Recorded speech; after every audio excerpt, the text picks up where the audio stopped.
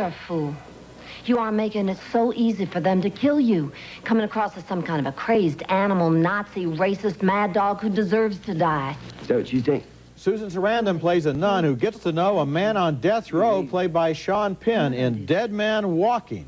It's one of 6 holiday movies we'll be reviewing this week on Siskel and Ebert, including new pictures starring Gina Davis, Jean-Claude Van Damme, and Whitney Houston.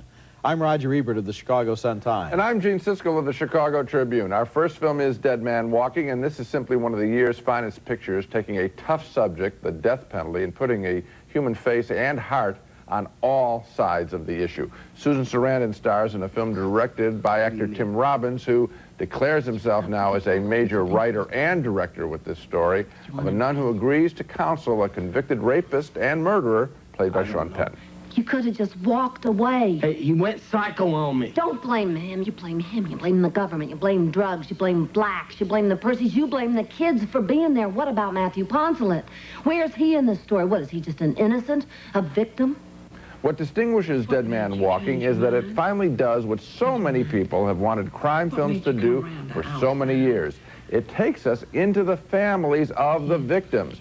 I'm just trying to follow the example of Jesus, who said that every person is worth more than their worst act. This is not a person. This is an animal. No, I take that back. Animals don't rape and murder their own kind. Matthew Poncelet is God's mistake. And you want to hold the poor murderer's hand? Of course, the film returns to the developing relationship between the prisoner and the nun, and whether she can help him get a stay of execution. Me and my lady friends, we grab a bottle, blanket, some weed, go out in the woods, and we do it. It's something you miss, man. Well, let's face it, Matt, if I had a husband and a family, chances are I'd be with them right now instead of sitting here visiting with you. Yeah, true enough. I'm glad you're here. Dead Man Walking does not offer an easy answer to the death penalty debate. It's not about the killer suddenly being found innocent by a clever attorney. It's not even about the banal horror of lethal injection. I think it's more about the capacity of the human heart, Sarandon's and those families of the victims, to experience love and also pain. Dead Man Walking is a very rich film. I can't recommend it more strongly. Congratulations to writer-director Tim Robbins. I was really impressed with his work. I feel exactly the same way. The people who made this film can be proud of themselves. They have shown up so many other films on this subject as the kind of transparent, easy solutions that they are. This movie shows there are no easy solutions. It is a very tough, uncompromising movie about a woman who has religious faith and who tries to apply that faith in the real world and finds that it's very hard, but that she might be equal to it. It is a very good film. You know what I like about it, Roger? I don't think the film offers a solution. No, it doesn't. You see, and I think that's a great goal. The easiest thing is to be on the right side of an issue. And particularly in California, they're always on the liberal side. And whether you agree with that or not, it's an easy position to take. Yes. This is a much more complex script and writing. The movie even has the courage to write that character by Sean Penn in such a way that he's not such a nice guy. And and he says some very offensive things. And then later he's mad at himself. How could I have said those stupid things? And you realize he's a guy who maybe had the potential to be a better person, but was never given a break by society. He is so stupid, he doesn't even have control over his own opinions. It's an excellent piece of work. Okay, next movie. And our next movie is a big-budget swashbuckler named Cutthroat Island, starring Gina Davis as an exuberant woman pirate on a desperate search for the missing parts of a treasure map. She owns a third of the map, but it's written in Latin, so she buys an educated slave who can translate it for her. He is played by Matthew Modine, and they barely escape from a Jamaican port city with their lives.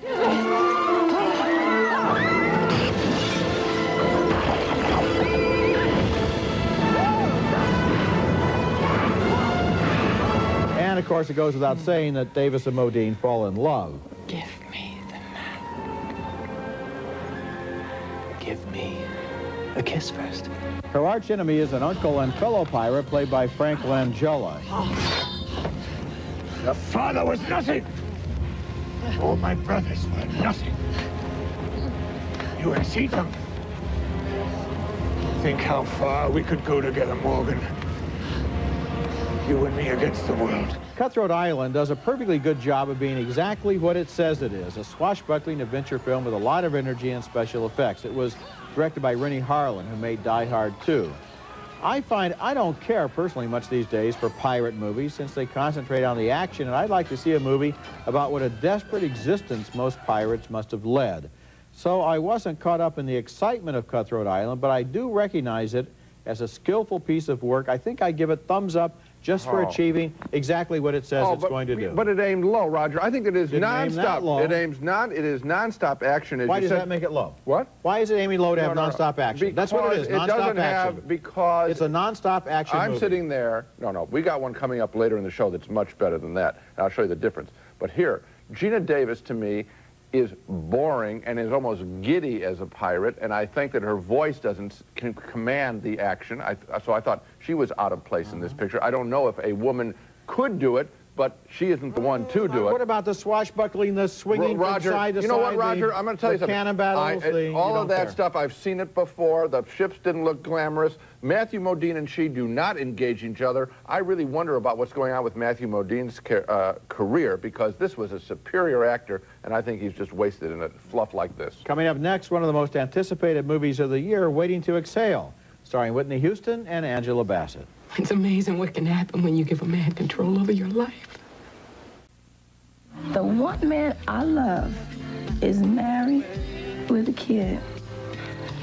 And there's my life in one little sad nutshell. Men do leave their wives. At least he told you he was married.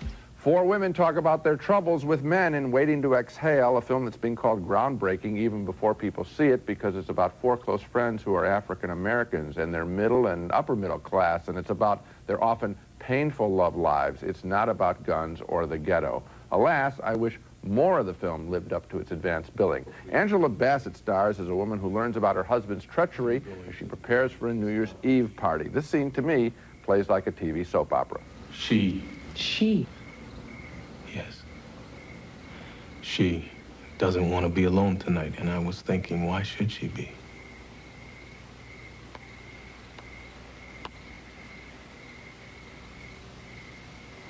I'm leaving you for her.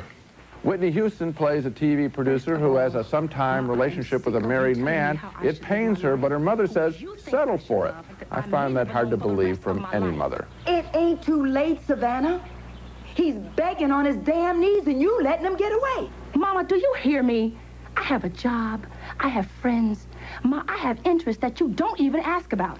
My favorite character, the one I wish the whole movie were about, she's a sweet soul, a hairdresser played by Loretta Devine, who I think steals the movie from the bigger name actresses. Would you like to have dinner with us tonight? It's just leftovers. Collard greens, some cornbread, some candied yams, a little potato salad, fried chicken, peach cobbler, fruit slices of ham. A more comic sequence involves the 4th member of the film's sisterhood, a businesswoman played by Leela Roshan.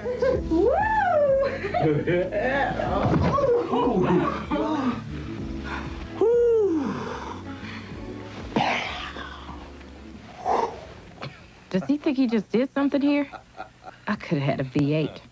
Waiting to Exhale is an ambitious film based on a best-selling book, but is directed by the actor Forrest Whitaker. I thought there were just too many characters here to get deeply involved with any of them except one. I call part of this film a soap opera. Frankly, I think a lot of it is. I know it's going to score with female audiences, frustrated by men. I thought the guys as a group here were pretty lame as characters. A mixed review for me, but ultimately thumbs down. A mixed review for me, but ultimately thumbs up, but I agree with the word soap opera. It is a soap opera, and I think it's an escapist soap opera. I think women who go thinking they're going to see a complaint about men are going to wind up saying, I wish I were one of those women. Look at those clothes. Look at that hair. Look at those houses. Look at the guys they're rejecting. I'd like to have some guys like that to reject. I think women will relate to this movie as a fantasy, and I think they will like it on that level. Yeah, but what about you? What did you think of my point about... Oh, she's very good. Don't you think that's the most interesting character? Yes, she is. And it's not a star turn. But Angela Bassett is very good, too, especially in that scene with Wesley Snipes. That's a very good scene. Well, you know what? What I wish, though, Forrest Whitaker, who directed the movie, he's kind of a gentle guy in person. I I think the movie is too gentle. Yes. I thought it should have been harder and with more of an edge to it. I think it works, but in a disappointing way. It's not the movie we were hoping for. I wish you were tougher and gave it thumbs down. When we come back, Jean-Claude Van Damme is all that stands between thousands of hockey fans and sudden death.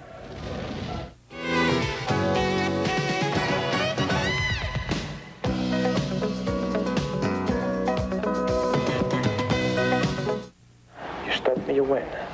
I get your bombs, I win. That's the game we're gonna play. Ooh, now, Tom, come on. If we're gonna play, you've got to play nice. Oh, if I know where the bombs are, so I know where you're going. Then come and get me. It's the Stanley Cup Finals, and terrorists have planted bombs all over the Pittsburgh Civic Arena. Only a special duty fireman, played by Jean-Claude Van Damme, can disarm the bombs and outsmart the terrorists in sudden death, which is another retread of the Die Hard formula, and actually a fairly good one. The movie's villain is played by Powers Booth, and he has taken the Vice President of the United States as his hostage. What do you want? What do I want? World peace, an end to bigotry, and no more mini-malls. What am I gonna get?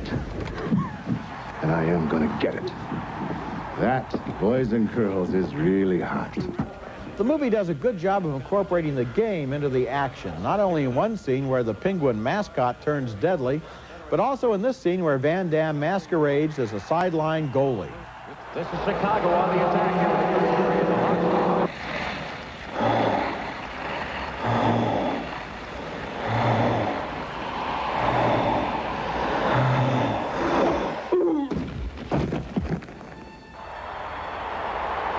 Here's one of the movie's several spectacular stunt sequences.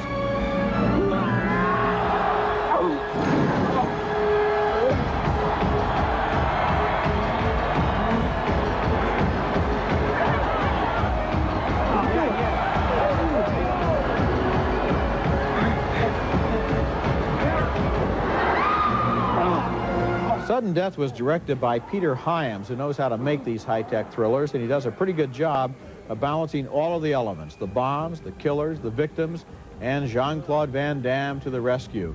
What I especially liked was the way so many details of locations were used in the action sequences, and that's right out of the Hong Kong movies that have kind of influenced this film.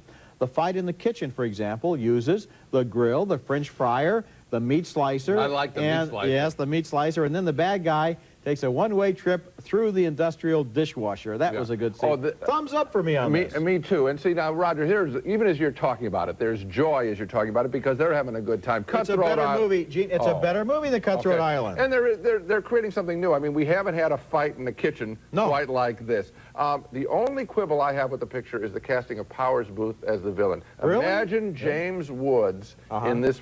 And then you have some real stakes being played. James Woods is a busy guy. He's played the villain in every other picture this year. He can't be everywhere at once. Okay. Powers Booth is a good villain, too. And I don't think so, but there's a lot of action in this picture and fun, too. You're laughing at where they take you in the stunts, and that's always a good sign. Coming up next, the boys are back. Walter Matthau and Jack Lemmon return in the sequel, Grumpier Old Men. I am the thief of hearts. I am the gangster of love. Gangster, huh? Yeah, well, tell me, was it more of a hold-up than a stick-up? Now a review of a sequel called Grumpier Old Men, and I really didn't like the first picture with Jack Lemmon and Walter Matthau as neighbors who constantly rag each other. I mean, how many times is it funny to hear Matthau call Lemmon a putz? Once was more than enough for me, which is all preamble to telling you that I was totally surprised by how much I enjoyed this sequel, thanks primarily to two dazzling supporting performances. First, I absolutely loved Burgess Meredith's role as Jack Lemmon's feisty 95-year-old father. He's been given some great dialogue and delivers it well. Every morning, I wake up and I smoke a cigarette. And then I eat 5 strips of bacon.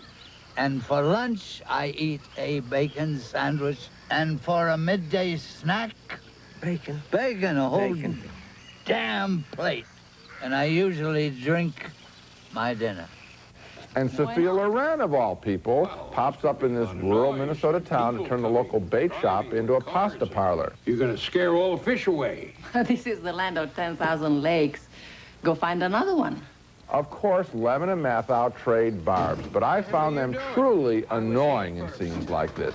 I got just as much right to be here as you do. You got bad luck. I don't want you infecting my spot. Hitting 368. Find your own damn fishing hole. Holy moly, you got a fart in your brain or something? And turn that down. Jack Lemmon's okay as I think about it. Really, it's Mathau's character's limited vocabulary that turns me off. Now, can a film be worth seeing just for the supporting performances? Well, if one can, I suppose this is it. But I can't quite recommend Grumpier Old Men. Why? Because it is more insult humor than plot. Thumbs down for me. Thumbs down for me, too, and I agree with you about Burgess Meredith, who in real life is in his late 80s, and who was very, very funny in this movie. It could be called Dirtier Old Men, and it could have just starred him and somebody his age. You know, and also, I thought Sophia Loren looked really terrific in this picture, and she seems to be having a good time. It's funny, the leads are the worst part of the film. You mentioned soap opera earlier in this show. The word for this movie is sitcom, and this is like a pilot for a sitcom in which these two guys live next to each other, and they always have their windows open. You can always see what's happening in the house next door. Roger, you know what and that could turn into a sitcom, but as a movie, it doesn't make it. Okay, when we come back, Robert Downey Jr. stars as an uncommon man in an uncommon time. Restoration is next. You are to be a paper bridegroom. Our next movie, named Restoration, is one of the most impressive jobs of historical recreation that I've ever seen. It takes place during one of the most tumultuous and fascinating periods of English history, the reign of Charles II, who, after Cromwell's Puritan regime, presided over a time that saw unbridled sensuality, as well as the Black Plague and the Great Fire of London. The movie opens in 1663 with the story of a young physician named Robert Merivale, played with impetuous style by Robert Downey Jr. He saves one of the king's beloved spaniels from dying, and in return the king makes him a knight and gives him a country estate. There's only one catch. Merivale has to marry one of the king's mistresses in order to allay the suspicions of another. Marry, Your Majesty. Marry Merivale. The phrase is very pretty to my ear. But, sire, I do not wish to marry. I'm not asking you to wish it. That's Sam Neill as Charles II. The young doctor takes possession of his estate, and soon he hopes to take possession of the mistress, too. Love. You use that word. The king in his love for me made use of you. He looked around for the stupidest man he could find, and he found you. I begged him not to marry me to such a fool. After the king discovers that the doctor tried to seduce the mistress, he banishes young Merivale, who has no place to turn but a mental hospital. It is there that he meets the great love of his life, an allegedly mad woman played by Meg Ryan. We watched the river, and the river watched us until one day I closed my eyes, and the river took her for drowning. You must be watchful always, Robert. Do not sleep. This movie gives you the look and feel of its time with astonishing conviction, and it tells a good story, too, as fate finally brings the doctor and the king back together again. I liked Restoration. I thought it was wonderful, and I'm glad you focus on just the physical production of this picture, just for a second, and then I'm going to get to the reason I think it really works. Okay. Amadeus isn't any better looking than this, and that was about as good looking a picture as I've ever seen. Ultimately, I think it is Robert Downey Jr. who is our guide and who the film will stand or fall on. You can look at the sets for just so long. He has an amazing face. As I watched it, I realized his acting is going on. Everything that we should be feeling is registering just simply on his face, and it's beautifully done. I think that this guy is probably a little underestimated as an actor. It's about time to take a look back at his whole career, including some movies that were flops, even like Chaplin, but he was very good. I didn't think I liked that. You liked it. He's very good as Charlie Chaplin. Robert Downey is developing into an extremely gifted actor, and in this movie you can definitely see And it's funny because you say silent, you talk about Chaplin, and I'm talking about just his face. He has the capability of being a silent actor. Okay, now let's take another look at the movies we reviewed this week. Two very enthusiastic thumbs up for Dead Man Walking, Tim Robbins' great film about capital punishment. It's a definite Oscar contender. It opens next week in New York and Los Angeles. A split decision on Cutthroat Island. I liked the film's energy and craftsmanship. Gene thought it was an overblown bore. We split, but not by that much, on Waiting to Exhale, the story of 4 women in search of an ideal or even an acceptable man. I thought it could have used a sharper edge, but it worked well as a stylish soap opera. Gene thought it was a soap opera, too. He really only found one character he really liked. 2 thumbs up for Sudden Death, though, the Die-Hard clone with Jean-Claude Van Damme saving thousands of hockey fans. It was a cleverly assembled action picture, made good use of its locations. 2 thumbs down, but sort of affectionately, for Grumpier Old Men. And finally, 2 thumbs up on Restoration, starring Robert Downey Jr. It opens next week in New York and Los Angeles. That's it for this week. Next week, we'll be back with our annual selections of the top 10 films of the year. The best of 1995 is next week. Until then, the balcony is closed.